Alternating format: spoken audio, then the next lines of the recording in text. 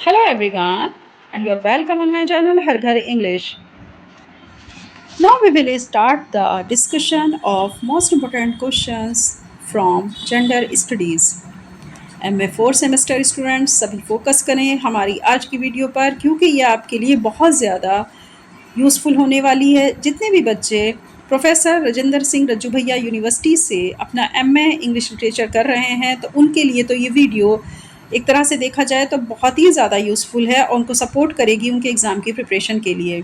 यही मेरा पर्पज़ है कि मैं आपको आपका एग्ज़ाम बहुत ईज़ी वे में समझा दूँ, और आपके जो ये क्वेश्चंस हैं वो इतने ज़्यादा इम्पोर्टेंट हैं कि अगर आप सिर्फ इनको स्टडी कर लेते हैं तो आप अपने पेपर को बहुत अच्छी तरीके से अटेम्प्ट करेंगे और कोई भी क्वेश्चन आपसे छूटेगा नहीं एग्ज़ाम में। अंडरस्टूड? और काफ़ी अच्छे मार्क्स भी गेन करेंगे। तो now first of all let's start now. English literature paper first. Name is gender studies. First of all, question number 1. Name any two works by Simon de Beauvoir. आपको कोई भी दो वर्क जो कि Simon D beware ने लिखे हैं या उन्होंने उसके बारे में अपने क्रिएशन दिया है, तो आपको ऐसे कोई भी दो वर्क का नाम यहाँ पर देना है। ये वेरी शॉर्ट क्वेश्चन में पूछा जा सकता है। Question number 2. Comment upon the structure of the novel the Colour Purple by Alice Walker. आपको इस नावल के ऊपर, जिसका नाम है कॉलर पर्पल, जो कि एलिस वॉकर के द्वारा लिखा गया या रिटन बाय एलिस वॉकर आप इसको कह सकते हैं, तो इस नावल के इस स्ट्रक्चर के ऊपर कमेंट देना है। ये सभी वीडियो आपको प्लेलिस्ट में अगर आप जाएंगे तो आपको ज़रूर मिलेंगी। आप कॉलर पर्पल को देख सकते हैं। मैंने इस क्वेश्चन को एज इट इज़ ऐसे ही वहाँ पर एक्सप्लेन किया है अपनी वीडियो में।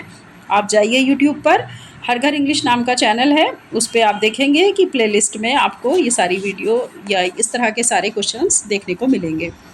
Question number 3. Discuss the Colour Purple as a novel celebrating female friendship and bonding. ये क्वेश्चन मोस्ट इंपॉर्टेंट इसलिए है क्योंकि कॉलर पर्पल को क्या आप मानते हैं कि एक ऐसा नॉवेल है जिसे आप सेलिब्रेट कर सकते हैं फीमेल फ्रेंडशिप की और उसकी बॉन्डिंग को लेकर के। तो ये भी क्वेश्चन आपका बहुत अच्छा है। तो चाहे तो आप कमेंट अपॉन द स्ट्रक्चर याद कर लीजिए और चाहे discuss the Colour Purple as a novel celebrating याद कर लीजिए।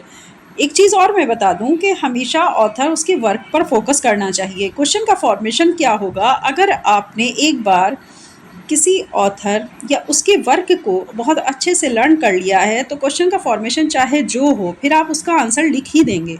ठीक है, आप बिल्कुल भी परेशान नहीं होंगे और ना ही क्वेश्चंस को छोड़ करके आएंगे। तो फोकस किया करिए कि हमारा ऑथर क्या है और उसका वर्क क्या है। अब ये जो हमारा ऑथर है एलिस वॉकर, इसने लिखा तो वर्क है द कॉलर पर्पल नॉवेल, और इस पे क्वेश्चंस का फॉर्मेशन बस आप एक बार देख लीजिए कि अगर क्वेश्चन इस तरह से आएगा तो भी हमें आंसर वही लिखना है, और अगर क्वेश्चन हमारा celebrating female friendship and bonding से रिलेटेड करके आए तो भी आपको वही आंसर लिखना है। ठीक है, चलिए question number 4. Describe patriarchy and explain any two theories of patriarchy. आपसे कहा जा रहा है कि जो पेट्रार्ची हैं, पेट्रार्ची का मतलब होता है पितृसत्तात्मक। क्योंकि हम जेंडर स्टडीज़ पढ़ रहे हैं तो हम जानते हैं कि जेंडर डिस्क्रिमिनेशन क्या होता है। जेंडर स्टडीज़ मतलब हम एक ऐसे पेपर को स्टडी कर रहे हैं कि जिसमें हमारे ऑथर, वो चाहे मेल हो चाहे फीमेल, उनका फोकस क्या रहा लिखने का। ठीक है, वो किसने जो है फेमिनिज़म के ऊपर ज़्यादा लिखा, किसने जो है वो मेल जो होते हैं उनके ऊपर फोकस करके ज़्यादा लिखा। तो ऐसा नहीं है कि फ़ीमेल ही सिर्फ फीमेल के ऊपर ज़्यादा अच्छा वर्क लिख सकती हैं। कभी कभी मेल ऑथर जो होते हैं वो भी बहुत अच्छा जो फीमेल होती हैं उनके ऊपर लिख सकते हैं। इसी को फेमिनिज़म बोला जाता है। और कभी कभी क्या होता है कि ऐसा नहीं होता कि कोई ऑथर मेल है तो वही मेल के ऊपर ज़्यादा अच्छा लिख सकता है वर्क। कभी कभी फीमेल लेडी जो ऑथर होती हैं वो भी बहुत अच्छा वर्क लिख सकती है मेल के ऊपर। ठीक है, यही है आपका जेंडर स्टडीज़। क्वेश्चन नंबर 4, जैसा मैंने अभी आपसे कहा, पेट्रार्ची को डिस्क्राइब करिए और कोई भी दो थ्योरीज जो पेट्रार्ची के ऊपर है उनकी आपको एक्सप्लेन करना है। Understood? Question number 5. Describe feminism and its types. आपको फेमिनिज्म को डिस्क्राइब करना है और इसके प्रकार बताने हैं। आई थिंक ये इतना बहुत ज़्यादा क्रिटिकल क्वेश्चंस नहीं है, बहुत अच्छे क्वेश्चन है। बस आपको अपने टर्म पकड़नी है। फेमिनिज्म के ऊपर आ जाए तो जो आप याद करके लेके जा रहे हैं वही लिख दीजिएगा। अगर टाइप्स के ऊपर आता है तो फेमिनिज्म के टाइप्स एक नज़र देख लीजिएगा, और इस तरह से आपको ये करना है। ये सभी ऐसे क्वेश्चन हैं जो प्रीवियस ईयर्स के क्वेश्चन पेपर में आए हैं, इसलिए मैं यहाँ पर इस वीडियो में आपके साथ ये डिस्कस कर रही हूँ। क्वेश्चन नंबर 6 है डिस्कस द मस्कुलिनिटी स्टडीज़. ठीक है, अब आप देख रहे होंगे मस्कुलिनिटी किसके लिए आता है। मस्कुलिन मेल के लिए, तो ये क्या कहा जा रहा है कि मस्कुलिनिटी स्टडीज़ के ऊपर डिस्कस करिए। Question number 7, explain the two section in which Elaine Showalter has divided feminine criticism in her work towards a feminist politics. दो ऐसे सेक्शन जिनको फोकस किसने किया, जिसके ऊपर एलन शॉल्टर ने किया। इन्होंने फेमिनिन को मतलब डिवाइड भी किया और इसके ऊपर क्रिटिसिज्म वर्क भी किया। तो इनका क्या था, उन्होंने क्रिटिसिज्म इन हर वर्क, उनके ऊपर क्या किया, उसके वर्क के ऊपर क्रिटिसिज्म भी किया। और इन्होंने फेमिनिस्ट पॉलिटिक्स की तरफ जो वर्क लिखा उसका नाम था टूवर्ड्स ए फेमिनिस्ट पॉलिटिक्स। तो इस तरीके से करके इन्होंने दो सेक्शन में फेमिनिन को बांटा। किसने बांटा, एलन शॉल्टर ने, और अपने ही वर्क को इन्होंने क्या किया, क्रिटिसाइज भी किया। Question number 8, what do you understand by the history of sexuality. आप क्या समझते हैं द हिस्ट्री ऑफ सेक्सुअलिटी से। भाई ये डिस्क्रिमिनेशन तो जब से दुनिया बनी तब से चला आ रहा है, मेल और फीमेल में। तो वही उसके इतिहास को जानने के लिए उन्होंने कहा कि आप क्या जानते हैं द हिस्ट्री ऑफ सेक्सुअलिटी के बारे में। मतलब हमेशा क्या इसी तरह से भेदभाव या पक्षपात होता हुआ आया है जैसा आज हम देखते हैं, या जिस तरीके से पहले होता था तो क्या आज होता है। आपको इस तरीके से बताना है कि हिस्ट्री में इसकी क्या वैल्यू थी, क्या हिस्ट्री में फीमेल को ज़्यादा रेस्पेक्ट दी जाती थी या आज के समय में ज़्यादा रेस्पेक्ट दी जाती है। तो हिस्ट्री मतलब आपको सेक्सुअलिटी के ऊपर हिस्ट्री के बारे में यहाँ पर डिस्कस करना है। Question number 9, what did Simone de Beauvoir mean by labelling women as the second sex. Simone de Beauvoir का क्या मतलब था वुमेन के द्वारा लेबलिंग करने के लिए, कि क्या उसे हमेशा द सेकंड सेक्स के रूप में माना गया, किसको, फीमेल को। तो साइमन डी वेवर का अर्थ क्या है, लेबलिंग वुमेन के द्वारा उन्होंने किस चीज़ को जो है फोकस किया या टारगेट किया। उनका कहना था कि हमेशा जो फीमेल होती है वो सेकंड सेक्स के एज ए सेकंड सेक्स ही मानी जाती हैं या उनको इसी रूप में लिया जाता है। क्वेश्चन नंबर 9 है, अंडरस्टूड।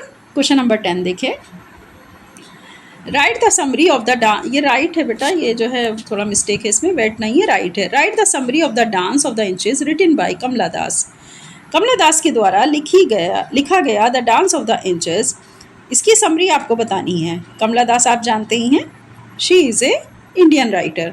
कमला दास ने द डांस ऑफ इंचेस के ऊपर जो भी लिखा, जो वर्क उन्होंने लिखा, उसकी समरी को आपको यहाँ पर बताना है। Question number 11, what is the summary of standard female nude standing female nude summary. बताइए आपको इस वर्क जिसका नाम है standard female nude standing female nude summary के ऊपर आपको इसकी क्या देनी है, समरी देनी है। Question number 12, discuss the poem Fire as a feminist poem written by Nikita Gill. जो आपकी पोएम है जिसका नाम है फायर, वो एज ए फेमिनिस्ट पोएम जिसको लिखा निकिता गिल के द्वारा, जिसने लिखा। तो आपको ये देखना है कि आप इसके ऊपर डिस्कस करेंगे। डिस्कस का मतलब आप इसका क्रिटिकल एनालिसिस करेंगे। तो पोएम को आप बहुत अच्छे से पढ़ लीजिए, इसकी थीम पढ़ लीजिए, और अगर ये क्वेश्चन आता है तो आप वैसे ही एज इट इज़ लिख दीजिए। बस यही आपका क्वेश्चन है। बहुत ज़्यादा टेंशन मत लीजिए। मेरे पास बच्चों के बहुत फ़ोन आ रहे हैं और काफ़ी स्टूडेंट्स जो हैं बहुत ही टेंशन में हैं कि मैम कैसे होगा, क्या होगा। तो आप बिल्कुल टेंशन मत लीजिए। जो क्वेश्चन मैं यहाँ इस वीडियो में डिस्कस कर रही हूँ बस उन पर फोकस करिए और सिर्फ उन्हीं को लर्न कर लिए, बाकी इधर उधर मत देखिए, ठीक है। Question number 13, give the character sketch of Myanmar from the 1000 faces of night. ठीक है, आपको कैरेक्टर स्केच देना है म्यामा कैरेक्टर का, जो किस वर्क में है, द 1000 फेसेस ऑफ नाइट में है। तो आप म्यामा के कैरेक्टर स्केच को दीजिए, उसके बारे में लिखिए, और आपका वर्क है this has taken by the 1000 faces of night. Understood? Question number 14. Write about the life of Lakshmi and the challenges she had to face. आपको लक्ष्मी के जीवन के बारे में लिखना है, उसके चैलेंजेस क्या थे। आप जानते हैं कि लक्ष्मी क्या थी। लक्ष्मी एक अगर हम देखें तो एक हिजड़ा प्रजाति से आती थी जिसका नाम लक्ष्मी था। मी लक्ष्मी जो वर्क है हमारा, ये उसको फोकस किया गया है। तो आपको लक्ष्मी के जीवन और उसके चैलेंजेस के बारे में लिखना है, और उसने कौन कौन से चैलेंजेस को फेस किया था। Question number 15. Describe the theme of Candida. G.B. Shah exposes the halocons of domestic life and conventional respectability. यहाँ पर आपको जो G.B. शाह का एक बहुत ही फेमस नॉवेल है जिसका नाम है कैंडिडा, उसकी थीम को डिस्क्राइब करना है। आपको दिखाना है कि उसकी जो डोमेस्टिक लाइफ है कैंडिडा की, वो किस तरीके से उसने कन्वेंशनल रेस्पेक्टेबिलिटी को निभाते हुए अपनी शादीशुदा ज़िंदगी को बचाया था। तो कैंडिडा का तो मैं काफ़ी वीडियो अपलोड भी कर चुकी हूँ और आपको बहुत अच्छी तरीके से समझा भी चुकी हूँ। तो आप मेरी वीडियो में जाके कैंडिडा के वर्क को अच्छे से पढ़ सकते हैं। लॉन्ग आंसर टाइप क्वेश्चन उसमें डिस्कस किया गया है। Question number 16. What does it mean to be a woman according to Rashid Jahan's Behind the Veil? ये समझ सकते हैं आप, वर्क क्या है राशिद जहाँ का? बिहाइंड द वेल है। वेल कहते हैं नकाब को, तो नकाब के पीछे। मतलब what does it mean to be a women according to Rashid Jahan? Rashid जहाँ के अकॉर्डिंग वुमेन जो हैं वो बिहाइंड द वेल, जो उनका वर्क है उसमें बताइए कि उन्होंने किस तरह से वुमेन को डिस्कस किया है या उन्होंने एक्सप्लेन किया है। बस इतनी सी बात है। आप राशिद जहाँ के बिहाइंड द वेल को अच्छे से पढ़ लीजिए। उसमें उन्होंने विमेन की जो सिचुएशन है, जो उसका स्टेटस है, वो जो दिखाने की कोशिश की है, उसको आप बहुत अच्छे से लर्न कर लीजिए। ये क्वेश्चन आपका बहुत अच्छी तरीके से आप इसको अटेम्प्ट करेंगे और कंप्लीट हो जाएगा। क्वेश्चन नंबर 17 में मैंने राइट शॉर्ट नोट्स डाले हैं। यहाँ पर देखिए, हो गया ना आपका सिर्फ कितने क्वेश्चन है? 16 और 17 में आप ये छोटे छोटे 5-5 लाइन बस हर टॉपिक से याद कर लीजिए, तो आपके लिए बहुत ईजी हो जाएगा। फर्स्ट ऑफ ऑल है पेट्रार्ची। आप जानते हैं पितृसत्तात्मकता जो होती है, यानी जिस घर में पिता की चलती है, जहाँ समाज जो है पितरात्मक होता है, पेट्रार्ची होता है, जहाँ पर सारे फैसले आदमी करते हैं, मेल करते हैं, वो पेट्रार्ची इन्वायरमेंट होता है, पेट्रार्ची कम्युनिटी होती है। ठीक है। नंबर 2 है एंड्रोगिनी। नंबर 3 है आपका जेंडर। सब पे आपको ज़्यादा कुछ नहीं करना है, एक पैराग्राफ 5-5, 6-6 लाइन का आप याद कर लेंगे तो आपका ये राइट शॉर्ट नोट्स प्रिपेयर हो जाएगा। नंबर 4 है LGBT movement. This is the famous movement, ये तो आपके ज़माने का ही है LGBT मूवमेंट, तो इसको आप देख लीजिए। 6 है फेमिनिज्म मीन्स वुमेनिज्म, यानी महिलाओं के लिए, महिलाओं के हक की बात करना, महिलाओं के लिए बात करना। एमसा AMSA, ये कैपिटल फॉर्म है, इसकी कैपिटल फॉर्म, ये इनिशियल फॉर्म है और इसकी कैपिटल फॉर्म में जा कर के आप इसको अच्छी तरीके से याद कर लीजिए। मैं जैसे बार बार कह रही हूँ कि 5-6 लाइन से ज़्यादा आपको नहीं करना है। 8 नंबर पर है ग्राइनोज क्रिटिसिज्म। 9 पर है फेमिनिज्म। 10 पर है क्वीर थ्योरी पोर्नोग्राफी। 11 पर है ट्रिकोलिटी स्लेवरी। 12 पर है रेसिज्म कॉलोनियल। रेसिज्म की आप एक बार समझ लीजिए, रेसिज्म होता है कास्टिसिज्म के आधार पे जब डिस्क्रिमिनेशन किया जाता है तो उसको रेसिज्म बोला जाता है। अब रेसिज्म कॉलोनियल की बात हो रही है, यानी जातिवाद। ठीक है। 13 एक्सप्लॉयटेशन एज ग्रॉसनोसाइड, शोषण होना, और शोषण भी एक मतलब इस पैमाने पर होना कि ये फीमेल है या मेल है, तो उसको बोला जाता है एक्सप्लॉयटेशन एज ग्रॉसनोसाइड। 14 unicorn symbolise and 15 transgenders. Understood? ये था आपका फर्स्ट पेपर जिसका नाम है, क्या नाम है जिसका? Gender studies. आप इन क्वेश्चंस को बहुत अच्छे से एक पेपर पे लिख भी सकते हैं। इन क्वेश्चन को अच्छी तरीके से पढ़ लीजिए, देख लीजिए और टिक मार्क लगा लीजिए। ग्रुप में भी आपको भेजा जा रहा है, व्हाट्सएप ग्रुप में भी आपको बहुत अच्छी तरीके से ये क्वेश्चंस भेजे जा रहे हैं। आप इन क्वेश्चंस का सॉल्यूशन ग्रुप से निकाल लीजिए ताकि आपको कहीं पर कोई दिक्कत ना हो। खुद से सॉल्व करना चाहते हैं खुद से कर लीजिए। और एक चीज़ और मैं यहाँ पर आपको जो है क्लियर करना चाहती हूँ कि आप जब कभी भी अपने क्वेश्चन को सॉल्व करें तो कम से कम 350 वर्ड्स में ज़रूर सॉल्व करिए, क्योंकि आपको सी सेक्शन भी अटैम्प्ट करना है और आपको बी सेक्शन भी अटैम्प्ट करना है। तो बी सेक्शन आपसे मांगता है वर्ड्स लिमिट 250 और जो आपका सी सेक्शन है वो आपसे मांगता है 475। तो अगर आप 350 वर्ड्स का क्वेश्चन मतलब आंसर तैयार करते हैं तो उससे आपके दोनों सेक्शन हो जाते हैं।